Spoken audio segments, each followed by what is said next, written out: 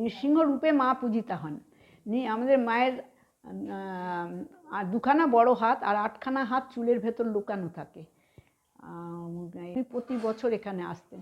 বলে আমাকে হাতে পদ্ম ফুলটা দিয়ে যে চলে গেল, আর তাকে আমি খুঁজে পেলাম না। তারপরের থেকে তার বিরাট উন্নতি। বলছে আমার যে কীভাবে কি হলো আমি কিছু বুঝতেই পারলাম না। এই হচ্ছে দত্তপুকুর স্টেশন, ট্রেন ঢুকলো আর আমি যাবো এখান থেকে বুড়িমার দালান। আর কিভাবে আমি যাচ্ছি সেই ভিডিও আপনাদের সামনে আমি তুলে ধরবো দেখার মধ্য দিয়ে, আর আপনারাও দেখার মধ্য দিয়ে যেতে থাকুন। বৃষ্টি হচ্ছে, ভিডিও করতে খুবই অসুবিধা হচ্ছে।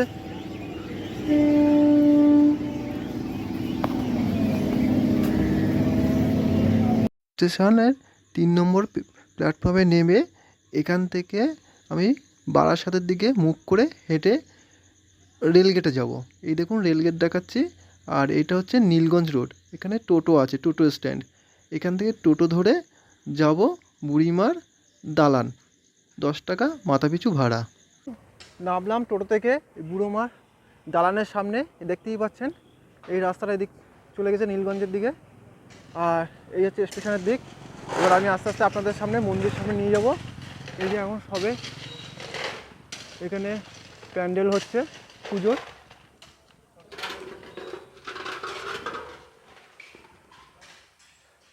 আপনাদেরকে দেখাবো ভেতরে সেই মায়ের মূর্তি তৈরি হচ্ছে।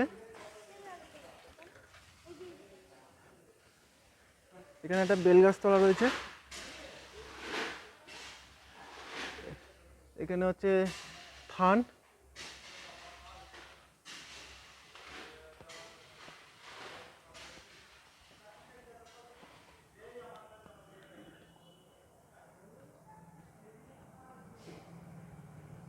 এই হচ্ছে মন্দির বেদি। এটা মন্দির না কাকা? দালান, বুড়িমার দালান হচ্ছে মন্দির। এইখানেই ভেতরে মা তৈরি হচ্ছেন, আর ওখানে পুজো শুরু হবে। এখন পুজো কোথায় হচ্ছে? এইখানে এখন মায়ের নিত্য পুজো এখানে হচ্ছে পাশে। এই যে গয়নার ডিজাইনগুলো কি মাটির? হ্যাঁ মাটি, এটা মাটি তৈরি।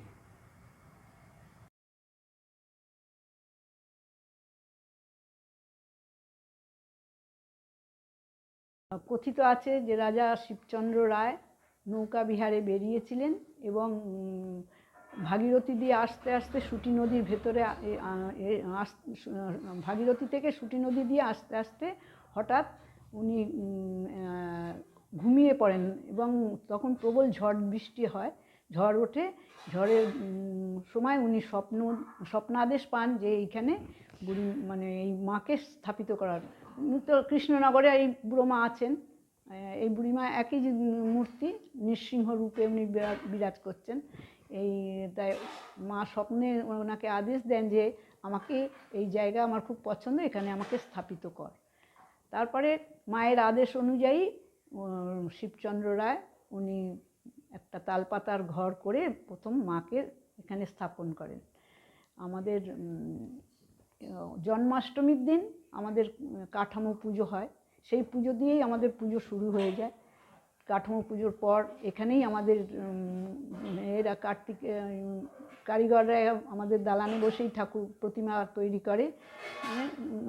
কার্যত জন্মাষ্টমীর পরের দিন থেকেই আমাদের পুজো শুরু, মানে কাঠামো তৈরি, তারপরে ঠাকুর তৈরি, একটু একটু করে তৈরি হওয়া, মাটি দেওয়া, এইসব নিয়ে বাচ্চা থেকে বুড়ো সবাই খুবই আনন্দ উপভোগ করে। তারপর আমাদের কৃষ্ণ নবমী তিথিতে আমাদের ঘট স্থাপন হয়। আমাদের 17 দিন, মোট 17 দিন ধরে আমাদের পুজোটা চলে।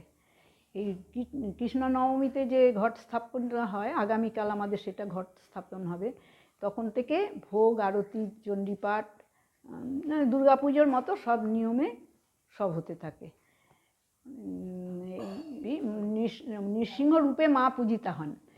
আমাদের মায়ের আর দুখানা বড় হাত আর 8খানা হাত চুলের ভেতর লুকানো থাকে। নৃসিংহ রূপ যেটা রূপটা, সেই রূপেই মানে চণ্ডীতে অনেকগুলো রূপ আছে তো, এটা নৃসিংহ রূপ নাম। আর ঘোড়ার মতো এটা মায়ের বাহন হচ্ছে ঘোড়ার মতো মুখ আর সিংহের থাবা।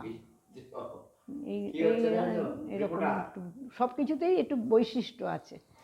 সব কিছুতে সিংহবাহিনী পুরো না, আমাদের নৃসিংহ বাহিনী, মানে ঘোড়ার মুখ আর থাবা হচ্ছে সিংহের, আর 8খানা হাত লুকানো আর 2খানা প্রসারিত করা।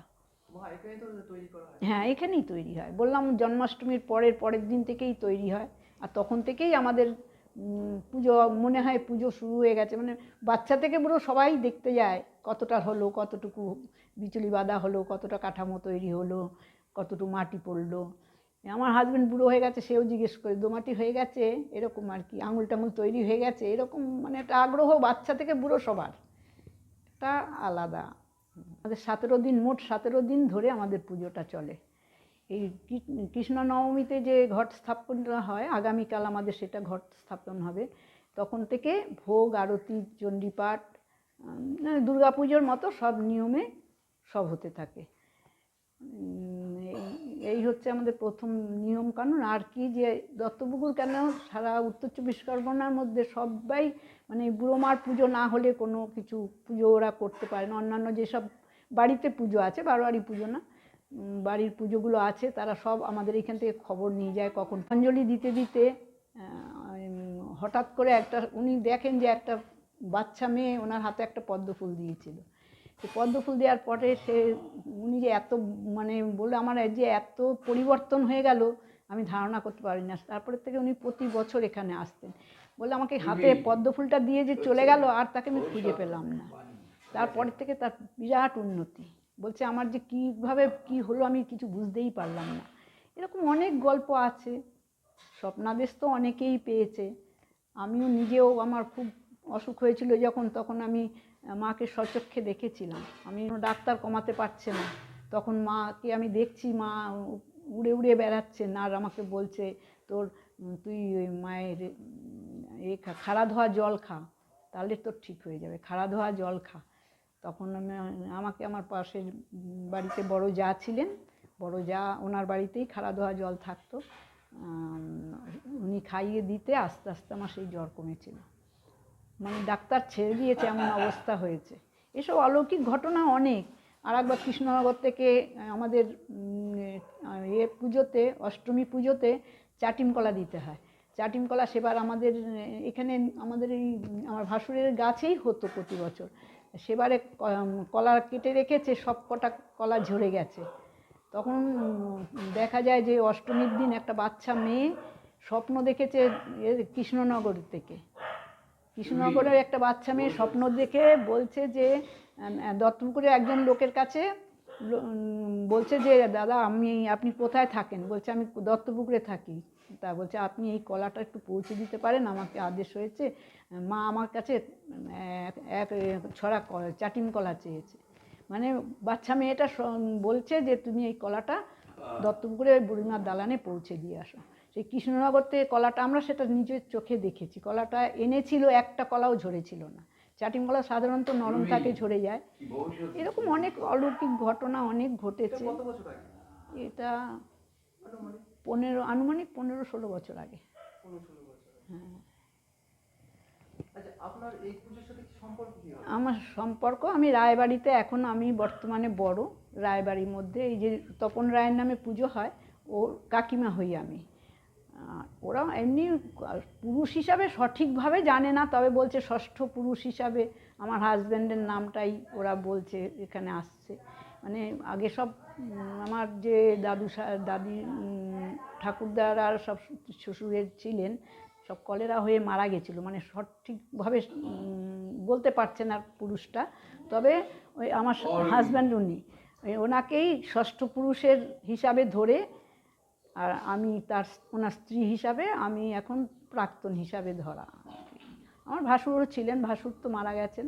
ভাসুরই অনেক পুজোর দায়িত্ব মানে নিতেন, আমার ভাসুর, শ্বশুর, এনারা করেছেন। আর এই যে তপন রায়, যে এখন যার নামে পুজোটা হচ্ছে, ইনি অসুস্থ বলে তপন রায়ের নামে হচ্ছে, ছাড়িয়ে লাইন চলে গেছে, এত ভিড় হয়।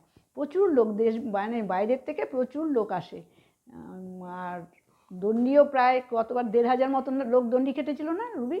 হ্যাঁ, ১,৫০০ মতো লোক দণ্ডি কেটেছিল। মায়ের কাছে কামনা করে অনেকেই সব সুফল পায়, যার জন্যে এখানে মাকে তো খুবই জাগ্রতা বলে সবাই মানে, আমি তো খুবই মানি। আমার ৫৪ বছরের লাইফে অনেকবার আমি অনেক ফল পেয়েছি। আমি মায়ের কাছে যা চেয়েছি প্রত্যেকটা জিনিস আমি অক্ষরে অক্ষরে পেয়েছি।